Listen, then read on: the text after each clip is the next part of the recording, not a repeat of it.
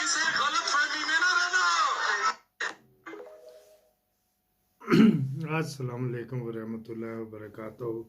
आजकल ट्रेंड चल रहा है लम्स के हवाले से कि इमरान खान ने बदतमीज़ बच्चे पैदा किए वगैरह वगैरह। तो ये इमरान खान का एक कंध टप गया था, तो ये उनका ये रामी बच्चा था, तो ये फिर सरदारी साहब ये कराची और सिंध नहीं है। तो ऐसी तेरे नोट बत्ती पढ़ा के बिलावल से दे देंगे। ये थे जनाब मोहतरम तलाल चौधरी साहब। इनकी अम्मा उधर लगने कह रहा हूँ, तो करवाने गई थी, चिला करवाने गई थी वहाँ पे, कहाँ पे, जो जो ऊपर पहाड़ी के ऊपर इमरान खान का घर है, तो फिर ये पैदा हुआ था। एक और जो काशिफ अब्बासी साहब को किस वजह से फारिग किया गया था वो दिखा देते, फिर एंट्रो करेंगे अपना। लो जी, काशिफ अब्बासी साहब को फारिग क्यों किया गया? वफावती वापसी तक का जो सफर है मियां साहब का, जरा उन्हीं की जुबानी सुनना है।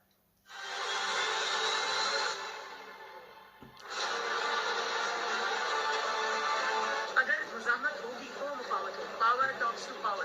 इंसाफ लेने का वक्त आ गया है। मुस्लिम लीग नून अब मज़ाहमत करना सीख गई है। मैं इनको नहीं छोड़ूंगी। ये मेरा एक दूसरा रूप देखेंगे। वो खुला फिर ये लेवल प्लेइंग फील्ड होती है। नहीं, जीरो पे आना पड़ेगा। इस फितने को उठाकर सियासत से बाहर फेंकना पड़ेगा। इलेक्शन कमीशन की जानिब से तोशाखाना रेफरेंस पर तहरीक इंसाफ के चेयरमैन को नाअहल करार दे दिया गया है। नवाज शरीफ के लिए मैं आखिरी हद तक जाऊंगी। पहले तराजू है, उसके दोनों पलड़े बराबर करो। उसको राहदारी जमानत मिल जाती है और वो खुलेआम कैंपेन्स चला रहे हैं। नवाज शरीफ की सजा भी झूठी बरतरा। अब ये नहीं होगा। जो कुछ नवाज शरीफ को भुगतना पड़ा वो इसको भी भुगतना पड़ेगा। पहले नवाज शरीफ से होने वाली नाइंसाफियों का अजाला होगा। वो फितना कौन, पहले उसको इंसाफ के कटहरे में खड़ा करेंगे। गाइड पीटीआई को तोशाखाना केस में सजा, जमानत पार्क से गिरफ्तार, 5 साल के लिए नाअहल करार, 3 साल कैद। तुम्हारा वक्त खत्म। Your game is over. Imran Khan is done and dusted. मैं नवाज शरीफ को कुर्सी नहीं बनने दूंगी। मैं नवाज शरीफ के लिए आखिरी हद तक जाऊंगी। आप मुझे ये गारंटी दें कि नवाज शरीफ वापस आएंगे, उनको इंसाफ मिलेगा कि मैं उनको शाम की फ्लाइट से बुलाऊंगी। लेवल प्लेइंग फील्ड मिलेगी और नवाज शरीफ आएगा, जेल नहीं जाएगा, उसको भी जमानत मिलेगी। इस्लामाबाद हाई कोर्ट ने अलाजीजिया और रेवनफील्ड रेफरेंस में नवाज शरीफ की 24 अक्टूबर तक हिफाजती जमानत मंजूर कर ली। नवाज शरीफ ने बाहर बैठ के आपके घर में घुस के आपको मारा है। लो जी, ये थे नवाज शरीफ ने बाहर बैठ के आपके घर में घुस के आपको मारा। जब ज्यूश लाबी के साथ मिला, कहा है जी मैं इसराइल को कबूल करूँगा ग्रेजुअली। जब अमेरिकन की सहूनी ताकतों से मिल के पाकिस्तान के बखिए हथेड़े, तो फिर तो सब कुछ मिलना ही था ना। आप देख रहे हैं निगहबान पाकिस्तान, मैं कुर्बान इमरान खान। बहुत कंपटीशन है, तो आपने अपने कमेंट्स ज़रूर देने हैं। और मैंने ये देखा है रिचांगे मरूडा, कल मैंने कहा था, फिर मैं कह रहा हूँ रिचांगे मरूडा, ये बांदर को अदरक के स्वाद का क्या पता। इतनी इतनी मेहनत है, काशा से बनाया प्रोग्राम, किसी ने सुना ही नहीं, या उनका आईक्यू लेवल इतना छोटा है। उसमें कितनी मैंने चीज़ें छोड़ी थी, खुद सवाल करना चाहिए था कि यार ये क्या है, तो ये क्या है, तो ये क्या है। जो कतर का था पाकिस्तानी, उसने पकड़ा था, तो फिर मैंने ये पहले का लिख के रखा हुआ था, रिछा के मरूंडा ही सुटो ना खाई जाओ, उनको क्या पता हो, या बांदर को अदरक के स्वाद का क्या पता हो। सवाल उन्हें होने चाहिए थे। बहरहाल चलो, अब इस जुमे का रोज़ है, तो मैंने अपने व्यूअर्स को ही वो भी अद नाल दे मासड़ ने मलक ने कहा, तो मैंने कहा मलक के पास कुछ हमारे कुछ पैसे फंसे हुए थे, वो ज़्यादा नहीं थे, कुछ ट्रिलियन के थे। मेरे नहीं थे, मैं तो बड़ा बंदा, मेरे पास तो एक बदला था, अभी मैंने वो उसको बेच दिया।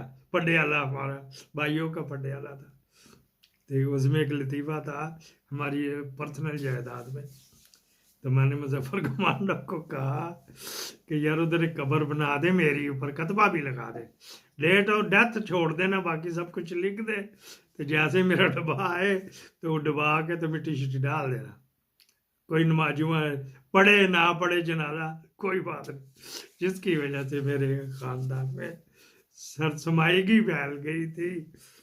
फिर वो कर दिया कि मरने से पहले किसको कर दो, माली इधर ही रहे, मलिक रियाज के पास जिन्होंने उनके फंसे थे उनके, फिर वो जाने तो बेहतर जाने। आगे हम चलें जी।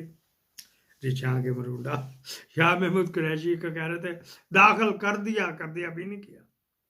अभी जब वो 2 आगे ना ब्रिगेडियर लेवल के चार्ज ले लेंगे तो फिर इमरान खान को भी वहाँ भेजेंगे और शाह महमूद कुरैशी को भी। हंस मैं उसे किसी और बात पे हंस रहा हूँ जो आपको खटकाया। I love you all viewers, I love you.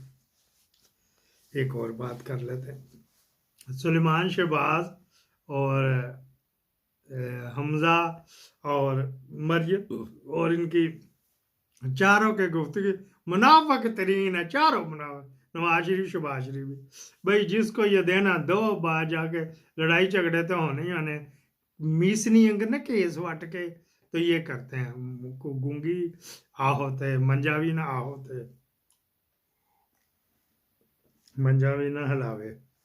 अच्छा जी, सुलेमान शहबाज में साहब में से पूछें कि कौन बेहतर है, कौन काबिल है, मरियम और सुलेमान में? सुलेमान बहुत आगे, ये उसके 5 बिलियन भी बना ले, हर चीज़ बना ले, फिर भी इतना फ़र्क होएगा ज़मीन आसमान का। सुलेमान तेज़ है, कारोबारी बंदा है, वो 7 बाप के चिपटा हुआ है। वो कह रहे हैं मरदे मरदे कुछ ना कुछ थानू दिलवा देवांगा। अच्छा जी, ये बात जो कल हुई तो वो नूरा चल रहा है।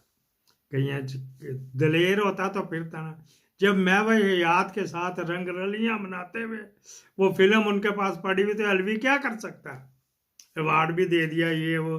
खान भी पढ़ा रहा था यार ये सदर किसको अवार्ड दे रहा, ये उसने कहा था कि ये सदर किसको अवार्ड दे रहा है। खान को तो लाइन ही बदल ली ना, अल्लाह अल्लाह कर ली। तो वो भी ऐसा ही होता, वहां पे कहता कि मैंने इसको सितंबर में खत लिखा था कि आओ मुशावरत करो, ये नहीं आया, पहले उसका फैसला करो, आइन गैर आइनी काम मैंने किया या राजा सिकंदर ने किया। टी में पानी होता तो फिर ये दाना, वो तो उधर मुसालियत करा रहा था।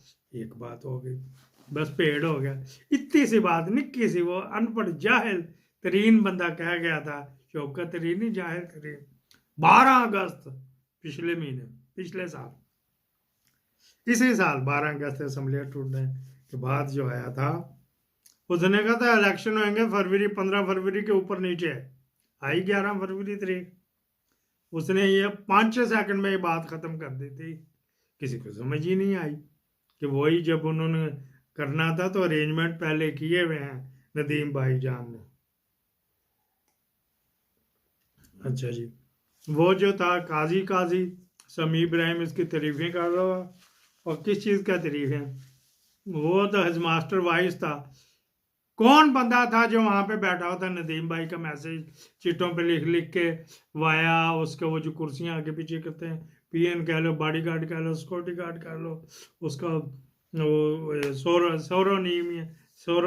सोरोमीनियम कह लो, जो भी था, एक इतनी चिट्ठे लिख के एक बंदा बात कर रहा था, उसके व्हाट्सएप पे आ रहे थे मैसेज, और वो फिर लिख के भेज रहा था काजी को, कभी अतर मिनल्ला को, कभी क्या। जब घंटा वो डिक्टेट करवा रहे थे, आ रहे थे, जा रहे थे, तो वो कौन था कमरा नंबर 1 में बैठा, इनको रिपोर्टर की जरूरत क्या किसी को बैठे, ये कौन बंदा था? अभी इसको तो आज तक कभी देखा नहीं, इसके साथ भी लिंक नहीं, कोई वकील का मुंशी भी नहीं, तो कौन था ये साथ साथ चलना है।